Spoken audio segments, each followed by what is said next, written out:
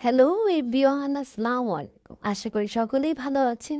এই বৃষ্টির মধ্যে কার না ভালো লাগে হাজবেন্ডের হাতের খিচুড়ি রান্না খাওয়া। নিয়ে নেব একটি পাত্রে পরিমাণ মতো তেল, দিয়ে দেব মরিচ কুচি, পেঁয়াজ কুচি। এমনিও তোমাদের ভাইয়া আমাকে মাঝে মধ্যেই রান্না করে খাওয়ায় এবং তার রান্নাও অনেক মজার হয়, আজকেরটাও হয়েছে। আমার হাজবেন্ড দেখে বলছি তা না, তোমরা রান্নাটা ট্রাই করলেই বুঝবা। দিয়ে দিব পরিমাণ মতো আদা রসুন বাটা।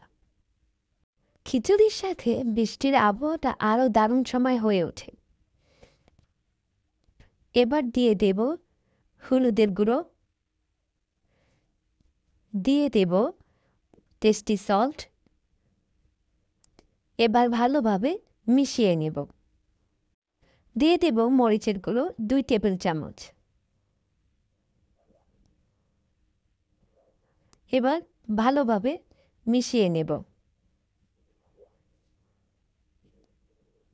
দিয়ে দেব পরিমাণ মতো পানি।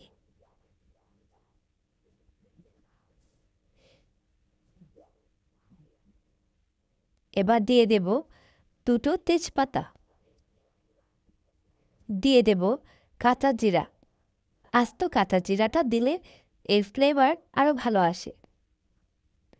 দিয়ে দেব 2 টেবিল চামচ লবণ।